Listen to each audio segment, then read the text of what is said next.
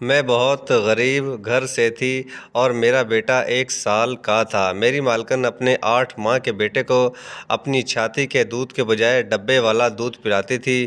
ان کا بیٹا بیمار ہوا تو ڈاکٹر بولا بچے کو ماں کا دودھ پلاؤ۔ مالکن نے تب بھی اپنا دودھ نہیں پلایا۔ مالکن نے مجھے کہا کہ تم میرے بیٹے کو اپنا دودھ پلاؤ، میں تمہیں 1 لاکھ روپیہ دوں گی۔ میں ان کے بچے کو دودھ پلاتی تو سب مجھے دیکھتے رہتے، مجھے بڑی شرم آتی۔ ایک رات بچے کو دودھ پلانے گئی تو میرا کلیجہ پھٹ گیا۔ جب میرے شوہر کی تنخواہ بہت کم تھی، بڑی مشکل سے ہی ہمارا گزر بسر ہوتا تھا، پھر میرا بیٹا جو 1 سال کا تھا، اس کے پھٹے ہوئے کپڑے دیکھ کر مجھے رونا آ جاتا۔ میرے پاس تو کھانے پینے تک کے پیسے نہیں ہوتے تھے۔ ایک بار میری پڑوسن نے مجھے ایک ایسی بات کہی جسے سن کر میں سوچ میں پڑ گئی تھی، لیکن مجھے لگا شاید میرا شوہر مجھے اس بات کی اجازت نہیں دے گا۔ وہ کام کچھ ایسا ہی تھا۔ وہ کہنے لگی، اس کے جاننے والے ہیں جنہیں ایسی عورت کی ضرورت ہے جو ان کے بچے کو اپنا دودھ پلا سکے۔ اپنی پڑوسن کی یہ بات سن کر میں تو چپ سی ہو گئی تھی۔ وہ کہنے لگی، وہ بہت امیر آدمی ہے مگر اس کی بیوی اپنے 8 مہینے کے بیٹے کو اپنا دودھ نہیں پلاتی بلکہ ڈبے والا دودھ پلاتی ہے، جس کی وجہ سے وہ بیمار رہتا ہے اور اسے اپنے بیٹے سے بہت محبت ہے۔ اس کی خاطر وہ بہت اچھی قیمت دے گا۔ میں نے کہا، میرا شوہر شاید مجھے اس بات کی اجازت نہ دے۔ میری پڑوسن کہنے لگی، ایک بار تم پہلے میرے ساتھ چلو، ان سے پوچھو کہ وہ تمہیں اس کام کی کیا قیمت دیں گے۔ اگر وہ پیسے بہت زیادہ ہوئے تو اس بات کے لیے تمہارا شوہر بھی تو منع نہیں کرے گا، کیونکہ تمہیں پیسوں کی ضرورت ہے، پھر تمہیں اچھی خوراک بھی دیں گے اور پھر تمہارے بیٹے کو بھی اس چیز کا فائدہ ہوگا۔ یہ سوچ کر میں چپ ہو گئی تھی۔ اس کی بات تو بالکل ٹھیک تھی۔ میرے شوہر کی اتنی کم تنخواہ تھی کہ ہمارا اس میں گزر بسر نہیں ہوتا تھا اور نہ ہی ہم اچھی خوراک کھا سکتے تھے۔ میرا بیٹا بھی بے حد کمزور سا تھا اور اولاد کی خاطر میں یہ قدم اٹھانے کے لیے بالکل تیار تھی، جبکہ کسی اور دوسرے بچے کا پیٹ بھرنا اپنے ہی بچوں کے ساتھ غداری کرنے کے برابر تھا۔ یہ کام آسان تو بالکل نہیں تھا، لیکن اپنے بچے کی خاطر میں یہ سب کرنے کے لیے بالکل تیار تھی۔ مجھے بھی اپنی پڑوسن کی بات ٹھیک لگی تھی۔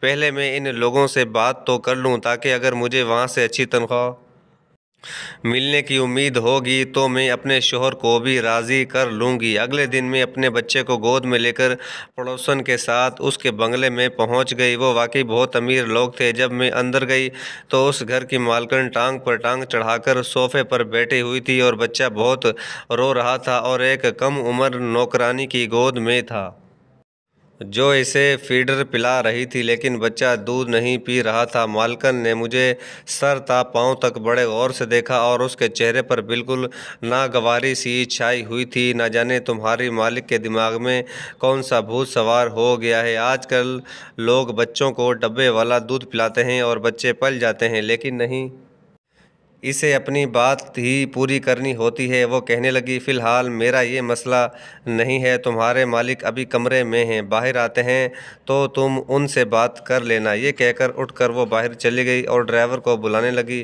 اس نے شاپنگ پر جانا ہے، اس لیے گاڑی کو ریڈی کرے۔ میں تو اس عورت کو دیکھ کر حیران سی رہ گئی تھی۔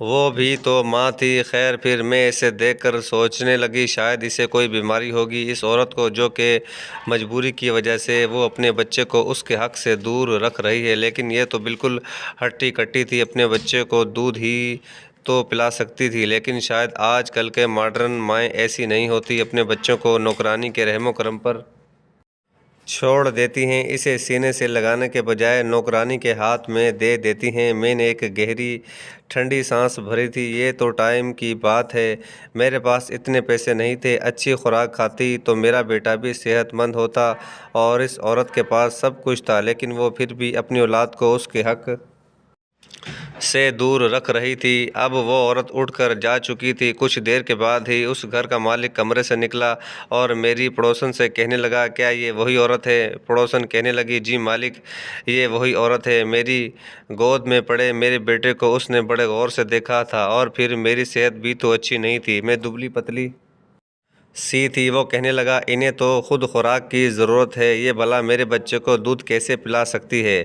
میں نے اس کی بات سن کر کہا کہ روزی روٹی تو سب خدا کے ہاتھ میں ہوتی ہے، خدا نے مجھے اپنے بچے کے لیے خوراک تو دیا ہی ہے، وہ ہمیں طاقت بھی دیتا ہے۔ میری بات سن کر اس نے بڑے غور سے مجھے دیکھا تھا اور کہنے لگا، میرا بچہ بہت بیمار رہنے لگا ہے کیونکہ اسے ڈبے والا دودھ ہضم نہیں ہوتا۔ ڈاکٹر کہتا ہے کہ اس بچے کو ماں کے دودھ کی ضرورت ہے اور میری بیوی کسی طرح بھی راضی نہیں ہے کہ وہ اپنے بچے کو اپنا دودھ پلائے۔ میں اپنے بیٹے کے لیے بہت پریشان رہتا ہوں۔ میں نے کہا، آپ مجھے کتنے پیسے دے سکتے ہیں؟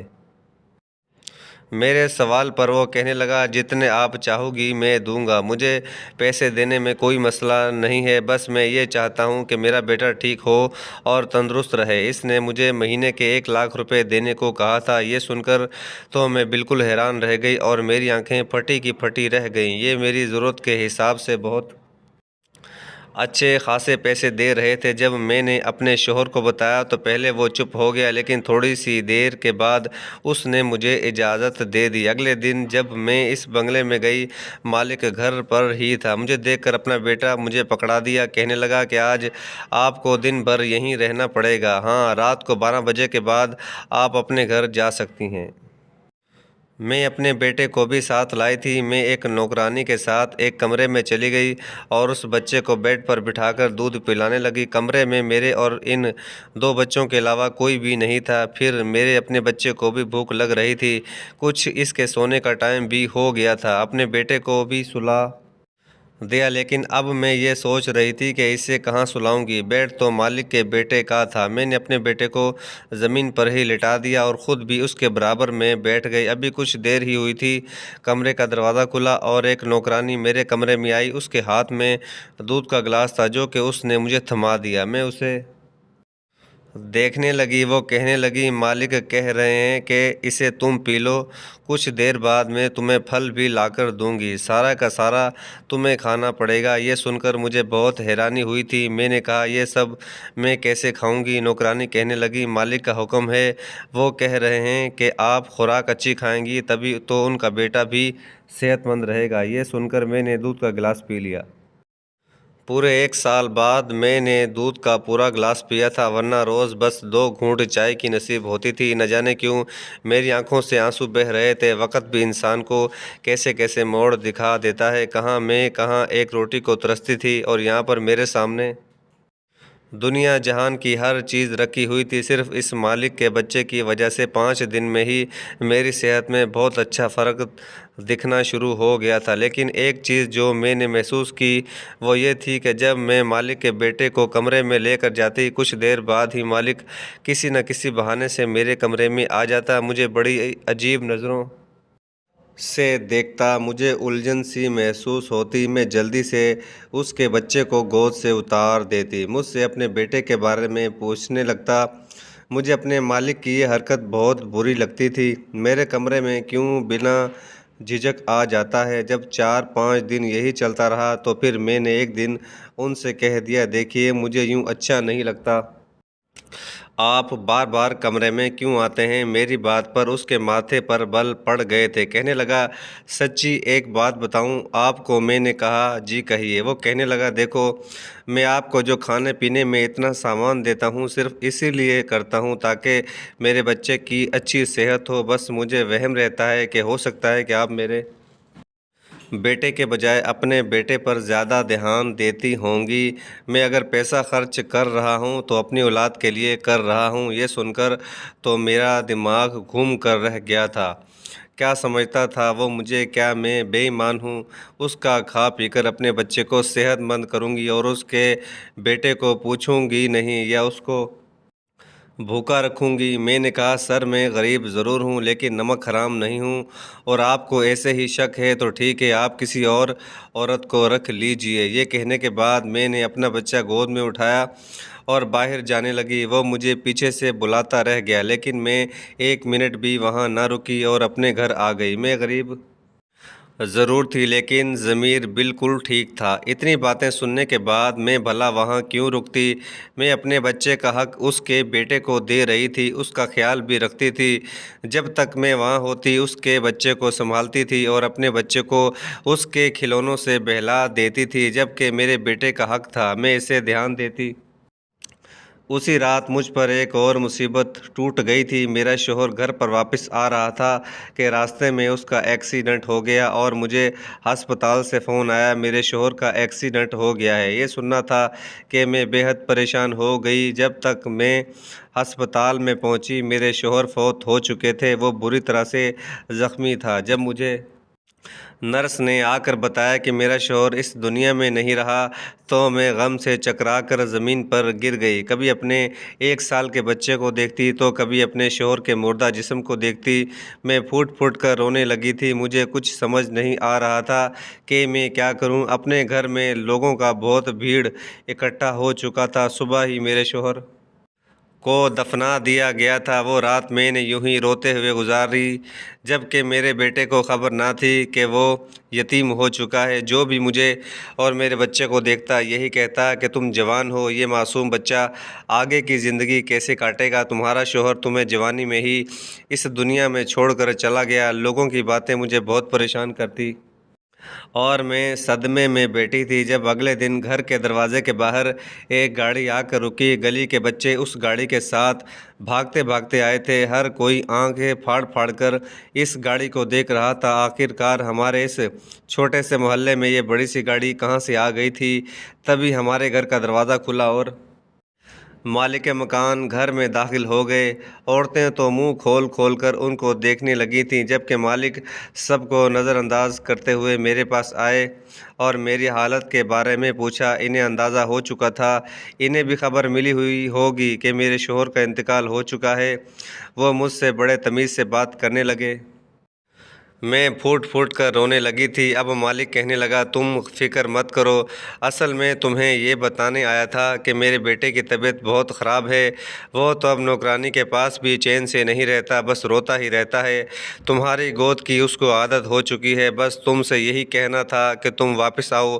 میں اپنی غلطی پر معافی چاہتا ہوں، تمہارے ساتھ پھر کبھی ایسی بدتمیزی نہیں کروں گا۔ اس دن بس اپنے بچے کو لے کر میں تھوڑا پریشان ہو گیا تھا، کیونکہ جس بچے کی سگی ماں اس کی سگی ماں نہ بن سکی تو بھلا اس کو دودھ پلانے والی ماں پر ایک دم سے کیسے یقین کر سکتا تھا؟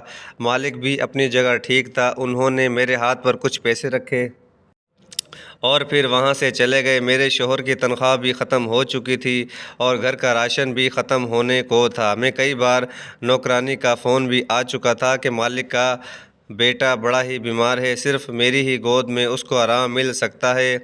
مجھے اس معصوم بچے کی بھی بہت فکر ہو رہی تھی۔ آخرکار میں ایک ماں تھی، میری گود میں بھی ایک معصوم بچہ تھا، بھلا میں دوسرے بچے کی کیسے فکر نہ کرتی؟ اسی دن میں نے مالک کو فون کیا تو انہوں نے گاڑی بھجوا دی، جس کے اندر بیٹھ کر میں مالک کے گھر پہنچ گئی۔ میری حالت کافی خراب تھی، مگر اس کے باوجود میں نے جیسے ہی مالک کے بچے کو اٹھایا تو وہ جلد ہی چپ ہو گیا اور میرے ساتھ کھیلنے لگا۔ اسے تو جیسے میری عادت ہو چکی تھی، ہر ٹائم میرے پاس ہی رہتا تھا۔ یہ دیکھ کر مالک بہت خوش ہو گئے اور پھر ایک دن میرے پاس آ کر کہنے لگے، تم اگر اچھا سمجھو تو یہی کہوں گا، میں تمہارے لیے ایک کمرہ خالی کروا دیتا ہوں۔ ویسے بھی تمہارا اس دنیا میں کوئی نہیں ہے، رات اکیلی گھر جاتی ہو اور صبح واپس آتی ہو، اچھا ہوگا وہاں اکیلے رہنے سے تو اچھا ہے تم یہیں رہ لیا کرو۔ مالک کی بات تو مجھے بری نہیں لگی۔ اب تو مالک کا رویہ میرے بیٹے کے ساتھ بھی بہت اچھا تھا، اس کا بھی وہ بہت خیال رکھتے تھے۔ جو بھی چیز اپنے بیٹے کے لیے لے کر آتے وہی میرے بیٹے کے لیے بھی لے کر آتے، جبکہ مالکن کو اپنے بیٹے کی کوئی فکر نہیں تھی۔ ہر ٹائم شاپنگ اور دوستوں کے ساتھ پارٹی میں ہوتی تھی۔ کئی بار تو وہ دوسرے ملک میں اکیلے اپنے ماں باپ سے ملنے کے لیے بھی جا چکی تھی۔ انہیں اس بات کی ذرا بھی پرواہ نہیں تھی کہ ان کا بچہ کس حال میں ہے۔ میں اپنے شوہر کو یاد کر کے کافی اداس رہنے لگی تھی۔ میرا بیٹا بھی اپنے باپ کو یاد کر کے روتا رہتا تھا، اکثر بیمار بھی رہنے لگا تھا۔ ایک دن مالک کے بیٹے کی طبیعت بہت زیادہ خراب ہو گئی تھی۔ میں کوارٹر میں جانے لگی تو مالک بولے، آج تم یہیں رک جاؤ، میرے بیٹے کے کمرے میں ہی سو جانا۔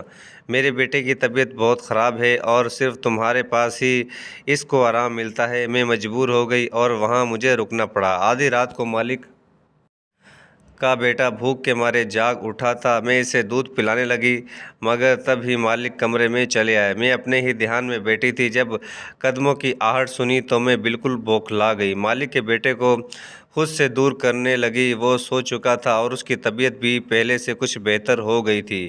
میری گھبراہٹ دیکھ کر مالک سامنے کرسی کھینچ کر بیٹھ گئے اور پھر جو بولے وہ سن کر میرے قدموں تلے سے زمین نکل گئی۔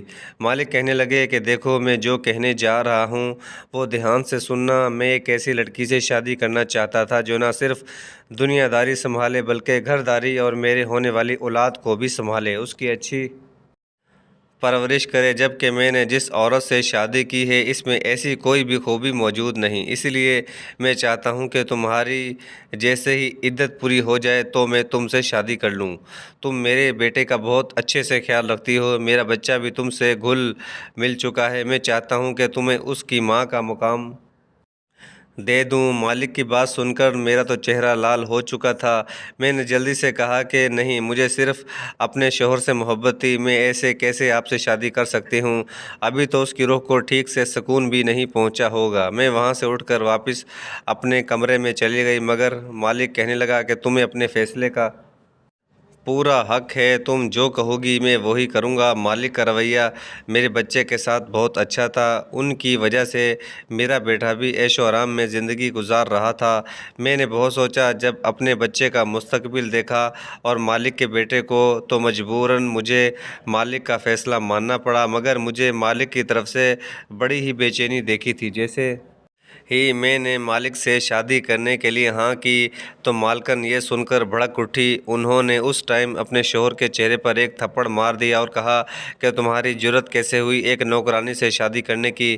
مالکن کسی امیر باپ کی بگڑی ہوئی اولاد تھی اور مالک کو اپنا غلام سمجھا کرتی تھی، مگر مالک نے انہیں کچھ نہ کہا اور انہیں طلاق کے پیپر پر دستخط کرنے کو کہا۔ مالکن چیختی رہی۔ اس نے اپنے باپ کو فون کر دیا مگر مالک بھی بہت غصے میں تھا، کسی کی نہیں سن رہا تھا۔ کچھ ہی دیر بعد ایک بہت بڑی گاڑی آئی اور مالکن ہمیشہ کے لیے اس گھر سے چلی گئی۔ ساتھ میں یہ دھمکی بھی دے گئی کہ میں تم دونوں کو دیکھ لوں گی۔ اگلے دن مالک نے مجھ سے شادی کرنی تھی۔ مالکن کا باپ ہمیشہ کے لیے اس کو لندن لے کر چلا گیا اور اس کا قصہ بھی ختم ہو گیا، مگر مجھے بڑا افسوس ہوا کہ کاش مالکن اپنے بیٹے کو ٹائم دیتی اور اپنے گھر کو سمجھتی، مگر ان کی دوستیاں تو بہت سے لوگوں سے تھی، ان کے پاس تو ٹائم ہی نہیں ہوتا تھا۔ اب کبھی کبھی مجھے لگتا ہے کہ میں نے یہ فیصلہ کر کے غلط نہیں کیا، مگر شادی کے بعد جب میں نے مالک کی محبت دیکھی تو میں خود کو خوش قسمت لڑکی سمجھنے لگی۔ شاید یہ سب کچھ میرے نصیب میں لکھا تھا۔ میرے بیٹے کو باپ کا پیار مل رہا تھا، وہیں مالک کے بیٹے کو ایک ماں کی محبت مل رہی تھی۔ میں نے خدا کا شکر ادا کیا کہ اس نے مجھے ایک بہت اچھا ہم سفر دیا۔ ناظرین، یہ تھی ہماری آج کی کہانی۔ ویڈیو اگر پسند آئے تو لائک اور شیئر ضرور کیجیے اور ہمارے چینل کو سبسکرائب کیجیے تاکہ ہر آنے والی ویڈیو کا نوٹیفیکیشن بر وقت آپ کو ملتا رہے۔ اللہ حافظ۔